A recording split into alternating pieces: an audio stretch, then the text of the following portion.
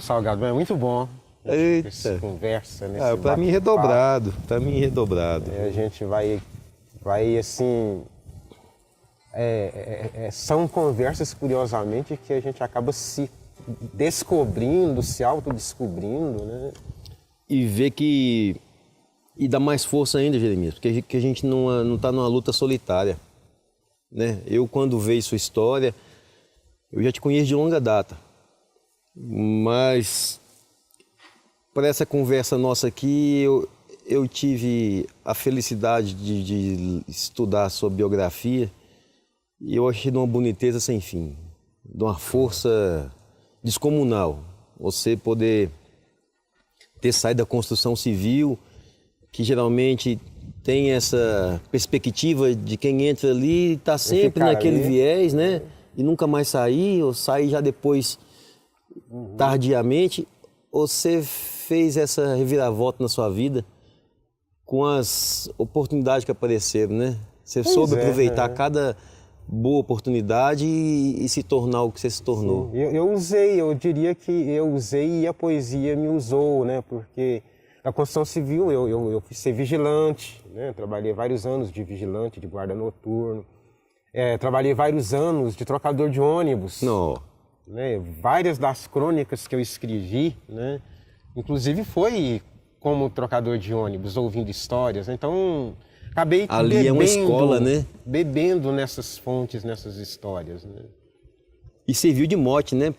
Quando você começou a escrever, igual você falou, essa primeira poesia do dono que jogava o bife pro cachorro, é uma coisa que era da realidade. Sim. Você conseguiu transformar isso na poesia.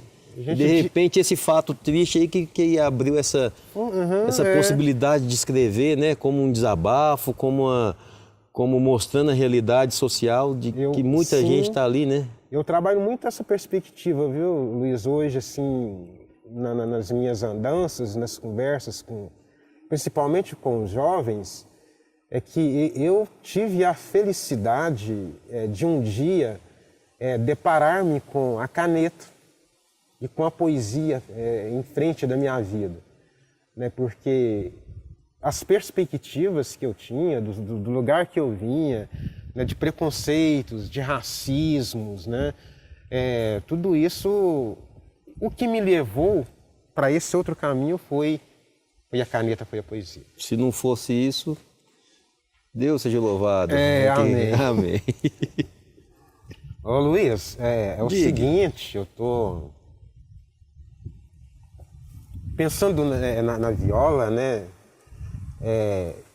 O quanto a viola nos leva ao longe, né? Faz com que a gente atravesse, inclusive, o Atlântico. É verdade.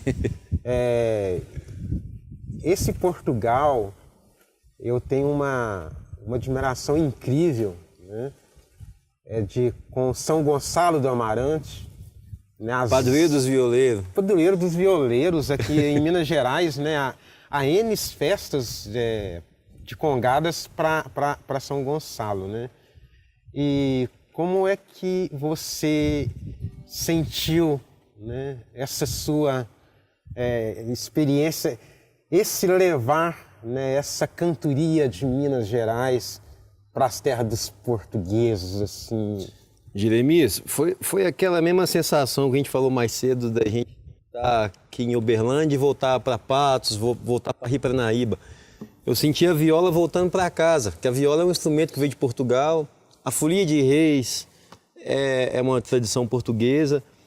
Então eu achei um movimento muito natural, essa ida da viola até lá, como já tem acontecido muitas vezes. Tem um violeiro chamado Chico Lobo, um querido amigo que há 10 anos vai para Portugal fazer um encontro de viola de arame. Então tem a viola amarantina, a viola braguesa, a viola da terra, a viola caipira que ele leva daqui.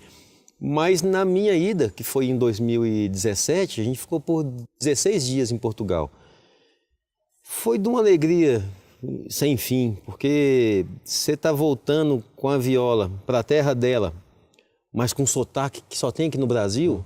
A viola caipira, que lá não se chama caipira, só é tocada assim aqui no Brasil. Então, apesar de ser um instrumento genuinamente português, de origem portuguesa, ele se tornou um patrimônio brasileiro também, porque se toca de um jeito muito diferente. Ela teve algumas modificações no jeito de tocar, de ser construído, que só aqui no Brasil tem.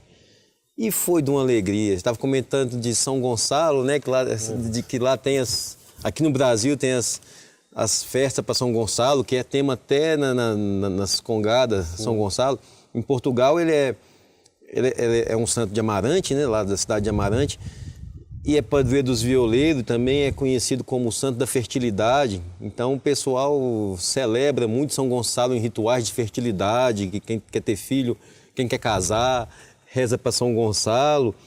E esse universo da viola caipira é muito coincidente com esse universo dessa religiosidade dos Reis Magos, das congas e de São Gonçalo também. A gente descobriu em Portugal um pedaço do Brasil, sabe? Tem um lugar lá que parece muito com Minas Gerais. O Xande Tanús, meu querido irmão, que toca comigo há 19 anos, morou em Ouro Preto. Tinha um lugar que a gente foi para Portugal e falava, nossa, aqui em Ouro Preto é a mesma coisa. Até o jeito de falar dessas regiões lembra muito o mineirês, sabe? O jeito do mineiro falar, o povo, a hospitalidade. E você precisa muito ir lá, né? Porque você falou que tem esse carinho com Portugal, sim, essa vontade de ir lá, desbravar, e levar e trazer coisa de lá na bagagem cultural. Eu te recomendo muito. Foi um país que me recebeu muito bem. Esse ano eu estou com muita vontade. Eu estava viajando agora pelo circuito Sesc e na minha caravana, era 15 ônibus viajando por São Paulo. E na minha caravana, no meu ônibus, tinha um grupo de Portugal, do Porto.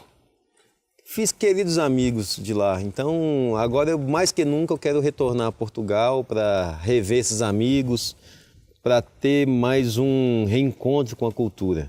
Então, é um lugar que eu te recomendo ir bastante. Aliás, Portugal está tão dentro de nós, essas relações culturais também. Sim, né? sim. Que eu lembro que as Irmandades do Rosário em Portugal, algumas danças realizadas pelos negros em Portugal, ameaçavam as pessoas que passavam diante das fitas, que passavam diante das bandeiras, né?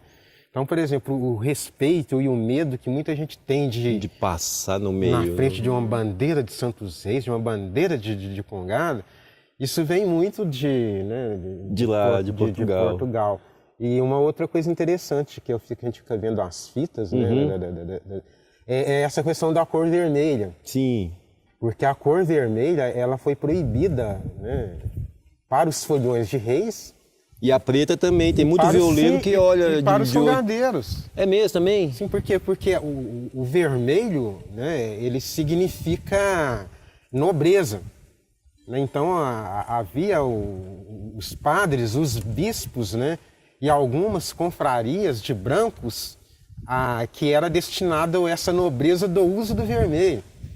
Não podia estar com o povo, então, não, né? Quando negros de folia de reis usavam o vermelho, chegava a ter processos em Portugal. Então... Pô, serviço de quem não tem serviço, né? Só te interromper só um pouquinho. Eu trouxe para você 2 presentes. Um deles, Irene, eu até já desmanchei um nó aqui. Você falou das fitas. É um presente que eu dou ou para criança ou para pessoas que eu admiro muito. As fitas, elas têm, né, um valor extraordinário para... Uma simbologia muito grande, né, Jeremias? De cultura, eu costumo dizer que as folias de reis, as congadas, são verdadeiros arco-íris culturais, né? Então elas têm uma dinâmica muito importante. Jeremias, então receba como sinal do meu apreço. Tá toda... Então as partes dele tá toda lascada assim, desfiando, mas aqui ela simboliza a nossa irmandade e a admiração que eu tenho por você, viu? Nossa, eu fico imensamente. Tá velhinha assim, mas é pelas andanças.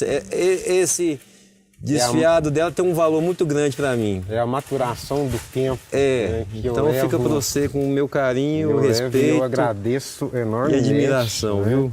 E um CD também que eu quero te dar de presente. E eu vou, vou autografar um livro aqui para você. Por favor. Também. Depois eu rabisco seu CD também. E esse livro aqui, ele, né? A hora que eu saí de casa, nossa, eu tenho que levar esse livro para o Luiz, porque ele é de um tempo de escrita, né? Em que eu recupero algumas poesias, eu digo poesias, mas são canções. As canções de Folias de Reis, da cidade de Romaria. Pô, Jeremias. E o fato de um senhor de 63 anos, né, me dizer o seguinte: meu filho, eu agora estou feliz, né? Porque os meus versinhos vão morar numa folha de papel, né? E eu me sinto mais feliz ainda de estar, né, também passando esse livro, porque quem sabe desse versinho que saiu da boca, né, do folião vai morar num papel, retorne, né, para a viola. Vai para dentro da viola, né? e vai ser espalhado por aí. Você está falando de verso, eu queria ouvir um verso seu, por gentileza. Pois eu vou pensar o seguinte, Salgado. Vou tentar um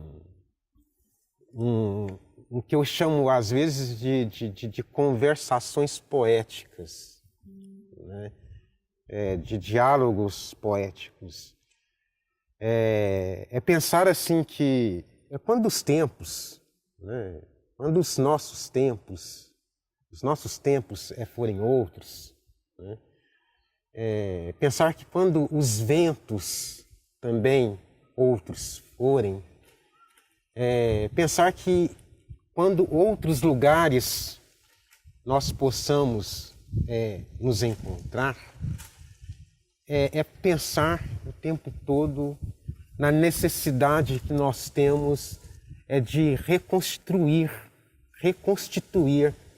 esse nosso encontro, que para mim, mais do que um encontro, ele é na realidade um encanto, né? E que se esse nosso encanto, esse nosso encontro se tornar num aplauso derradeiro, que ele nunca seja de fato o final, o derradeiro, né? Que o tempo todo nós possamos, em nossas andanças, em nossas caminhadas, possamos fazer com que esses nossos encontros o tempo todo sejam permeados de encantos. Com o prazer de te encontrar. A sua bênção. Amém. Amém. Uma alegria, mano, velho. Que boniteza, viu? Poxa. E uma, né, cantoria para alegrar a nossa manhã, Salgado. Vamos embora.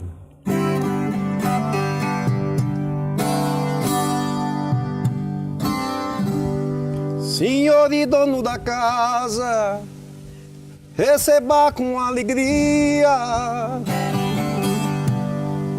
seu criado Luiz Salgado e o mestre Jeremias.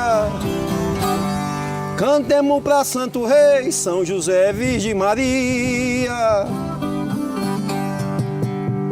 pra Senhora do Rosário, que abençoa a sua família, que esse encontro nos permita topar mais um monte de vez aqui nessa vida. Oh, dia.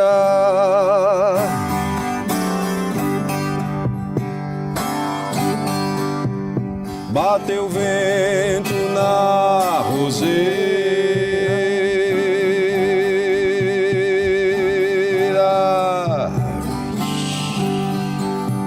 sua porta clareou,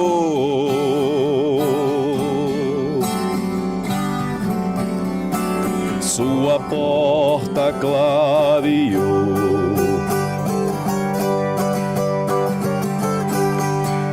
Ai, bateu vento na roseira,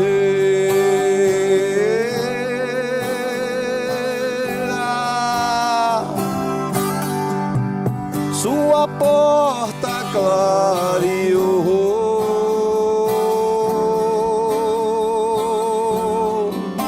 sua porta clareou.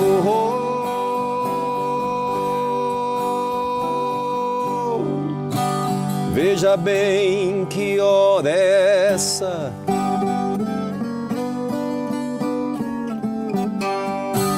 Ai, meu nobre morador,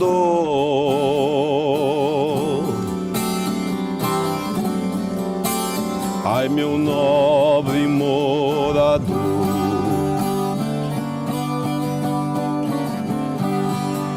ai, veja bem que hora é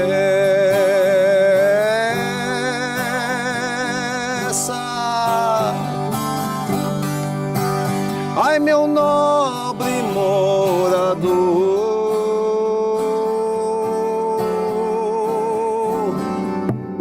ai, meu nobre morador,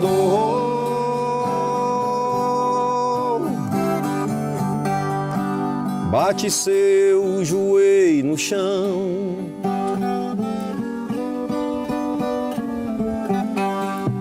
mensageiro aqui chegou,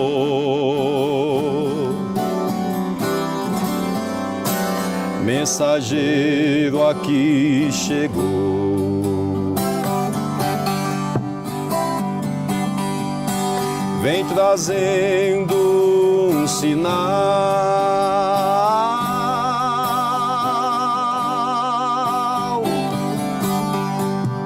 Foi os magos quem mandou,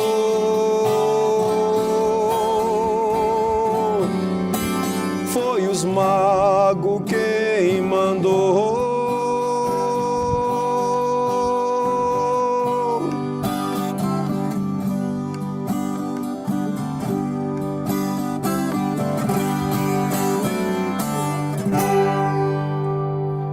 E hora viva e reviva. Hora viva, hora viva. Viva e reviva. Eu gostei. Olha, viva! Oh, que boniteza, que coisa linda. Que você.